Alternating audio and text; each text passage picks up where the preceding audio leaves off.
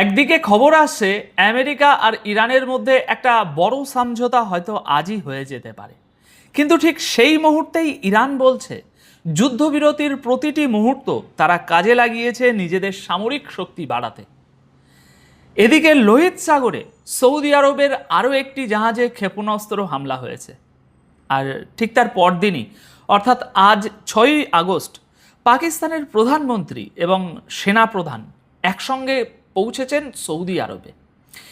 এই তিনটে খবর কি সম্পূর্ণ আলাদা, নাকি একটার সঙ্গে আরেকটার যোগ রয়েছে? আজকের ভিডিওতে ঠিক এই জায়গাটায় আমরা ধাপে ধাপে বোঝার চেষ্টা করব, বিশ্লেষণ করব। আমি অনুপ বিশ্বাস, আর আপনারা দেখছেন এটাই রিয়ালিটি। দর্শক বন্ধুরা, আজ 6ই আগস্ট 2026। চলুন শুরু করা যাক ইরানকে দিয়ে। আজ 6ই আগস্ট দুপুরের প্রতিবেদন অনুযায়ী দুটো পরস্পর বিরোধী ছবি একসঙ্গে সামনে এসেছে।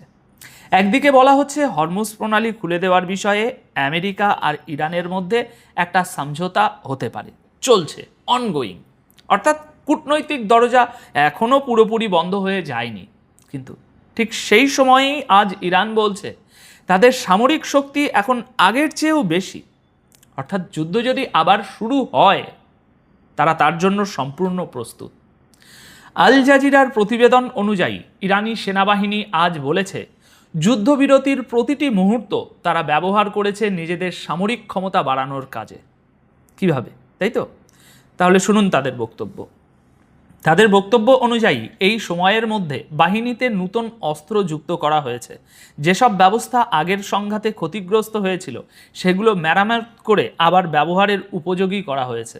আর সবচেয়ে গুরুত্বপূর্ণ দাবিটি হলো ড্রোন নিয়ে। ইরানি সেনাবাহিনীর দাবি নতুন প্রজন্মের কিছু ড্রোন তারা যুদ্ধে প্রথমবারের মতো ব্যবহার করেছে। সেই ড্রোনগুলোর বিস্তারিত তথ্য নাকি খুব শীঘ্রই দুনিয়ার সামনে প্রকাশ করা হবে। এখানে একটা জিনিস পরিষ্কার করে বোঝা দরকার, এগুলো ইরানের নিজের দাবি। ঠিক কী ধরনের অস্ত্র, কতটা ক্ষমতা, তার স্বাধীন কোনো যাচাই এখনও সামনে আসেনি। তাই এটাকে নিশ্চিত সত্য হিসাবে না ধরে ইরানের ঘোষণা হিসাবেই দেখা ভালো। ইরান আরও একটা কথা বলেছে যেটা সবচেয়ে বেশি ইঙ্গিতপূর্ণ। তারা বলছে আমেরিকার সঙ্গে আলোচনা যদি ব্যর্থ হয় তাহলে একটা দীর্ঘ এবং বড় যুদ্ধ লড়ার জন্যও তারা সম্পূর্ণ প্রস্তুত।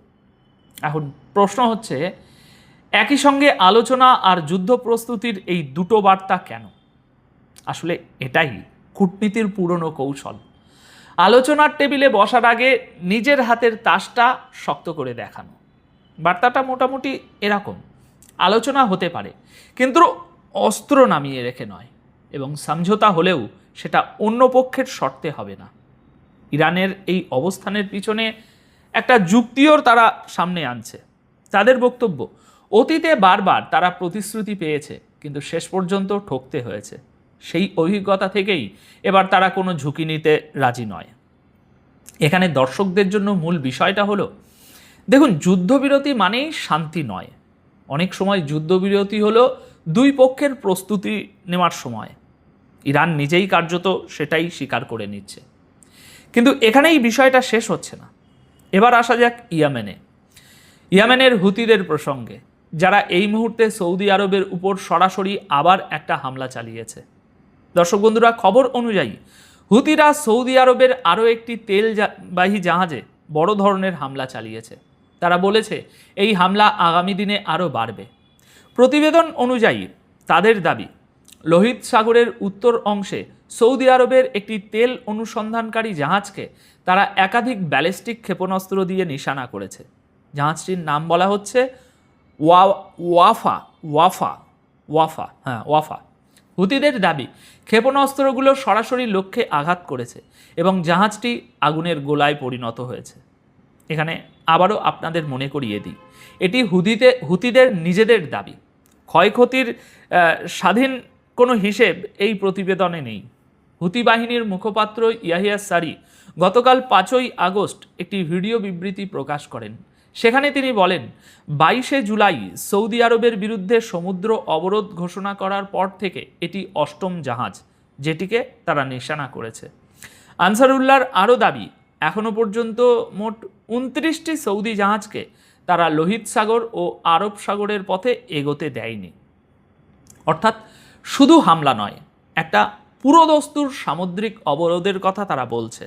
বাণিজ্যিক জাহাজ চলাচলে বাধা তৈরি করা আর সেই চাপ দিয়েই দর কষাকষি করা। আর তাদের শর্তটা কি?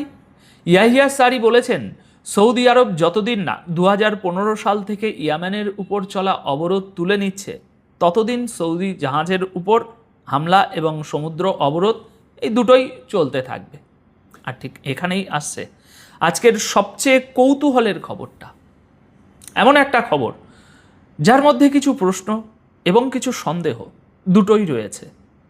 পাকিস্তানের প্রধানমন্ত্রী শাহবাজ শরীফ এবং সেনাপ্রধান জেনারেল আসিফ মুনির আজ 6ই আগস্ট সৌদি আরবে পৌঁছেছেন এবং এই সফরটা ঠিক এমন সময়ে হচ্ছে যেদিন হুতিরা সৌদি আরবের একটা তেল অনুসন্ধানকারী জাহাজে বড় হামলা চালিয়েছে। সময়টা কি তাহলে নিছক কাকতালীয়? প্রশ্নটা কিন্তু থেকেই যাচ্ছে। প্রতিবেদন অনুযায়ী দুই নেতা রিয়াদে ক্রাউন প্রিন্স মোহাম্মদ বিন সালমানের সাথে দেখা করবেন। আলোচনায় থাকার কথা হচ্ছে আঞ্চলিক উত্তেজনা কমানো, নিরাপত্তা এবং পাকিস্তান ও সৌদি আরবের সম্পর্ক। শুনতে খুব সাধারণ কূটনৈতিক সফর মনে হচ্ছে, তাই না? হতে পারে, কিন্তু ব্যাপারটা বোধহয় ততটা সহজ নয়। এই সফরের সবচেয়ে গুরুত্বপূর্ণ দিকটা কোথায়? পাকিস্তানের রাজনৈতিক নেতৃত্বের সবচেয়ে বড় মুখ অর্থাৎ প্রধানমন্ত্রী শাহবাজ শরীফ আর সামরিক নেতৃত্বের সবচেয়ে বড় মুখ অর্থাৎ জেনারেল আসিফ মুনির দুজনেই একসঙ্গে একই সময়ে সৌদি আরব যাচ্ছেন। সাধারণ কূটনৈতিক আলোচনার জন্য এভাবে দুই নেতৃত্ব একসঙ্গে যায় না। তাই স্বাভাবিকভাবেই প্রশ্ন উঠছে, রিয়াদে কি শুধুই সাধারণ আলোচনা হবে, নাকি সৌদি আরবের নিরাপত্তা নিয়ে বড় কোনো সিদ্ধান্তও নেওয়া হবে? এই প্রশ্নটা আরও জোরালো হয়ে ওঠে একটা কারণে। পাকিস্তান আর সৌদি আরবের মধ্যে আপনারা সকলেই জানেন আগে থেকেই একটা প্রতিরক্ষা চুক্তি রয়েছে, আর এই মুহূর্তে হুতিদের হামলা ক্রমাগত বাড়ছে। তাহলে কি সেই চুক্তির প্রথম বাস্তব প্রয়োগের সময় এসে গেছে? এখানে আরেকটা তথ্য মনে রাখা দরকার। কিছু প্রতিবেদন অনুযায়ী পাকিস্তানের বহু সেনা সৌদি আরবে ইতিমধ্যে মোতায়েন রয়েছে। শুধু তাই নয়, পাকিস্তানের কিছু যুদ্ধ বিমান যেগুলো পাকিস্তানি পাইলটরাই চালান, সেগুলোও নাকি সেখানে মোতায়েন আছে বলে জানানো হচ্ছে। অর্থাৎ কাগজে কলমে চুক্তি তো আছেই, মাটিতে উপস্থিতিও আছে বলে মনে হচ্ছে। তবে এখানে সতর্ক থাকা দরকার, এগুলো প্রতিবেদনের দাবি। এর মানে এই নয় যে পাকিস্তান হুতিদের বিরুদ্ধে সরাসরি কোনো অভিযানে নামছে, এমন কোনো ঘোষণা এখনও আসেনি। আনুষ্ঠানিকভাবে এখনও পর্যন্ত যা বলা হচ্ছে তা হলো এই আলোচনা হবে শান্তি, নিরাপত্তা এবং দুই দেশের সম্পর্ক নিয়ে। এখন প্রশ্ন হচ্ছে, এই তিনটে খবরকে একসঙ্গে রাখলে ছবিটা কেমন দাঁড়ায়?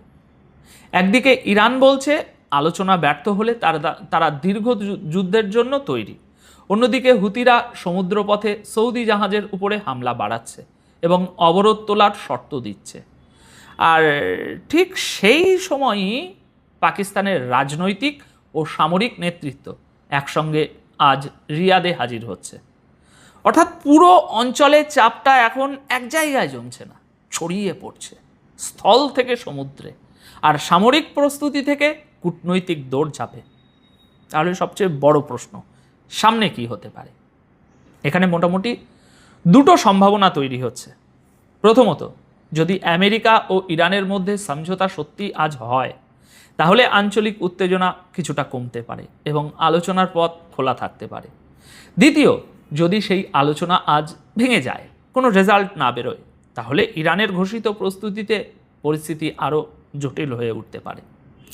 তবে এখনই নিশ্চিতভাবে কিছু বলা কঠিন, কারণ অনেকটাই নির্ভর করছে দুটো জিনিসের উপর। এক, আলোচনার টেবিলে আসলে কি হয়, আর দুই, রিয়াদের ওই বৈঠক থেকে কি বেরিয়ে আসে। আর সেই কারণেই আগামী কয়েকটা দিনের উপরে নজর রাখাটা খুব খুব খুব জরুরি। মানে সংক্ষেপে বললে, এখানে যা বলা হচ্ছে তার চেয়েও গুরুত্বপূর্ণ হয়তো যা বলা হচ্ছে না সেটাই। এবার আপনাদের মতামত জানতে চাই। আপনার কি মনে হয়, শাহবাজ শরীফ এবং আসিফ মুনিরের একসঙ্গে রিয়াদ সফর কি নিছক কূটনৈতিক আলোচনা, নাকি সৌদি আরবের নিরাপত্তা নিয়ে বড় কোনো সিদ্ধান্তের ইঙ্গিত? আপনার উত্তর কমেন্ট বক্সে অবশ্যই জানাবেন। ধন্যবাদ। সবাই ভালো থাকবেন, সুস্থ থাকবেন।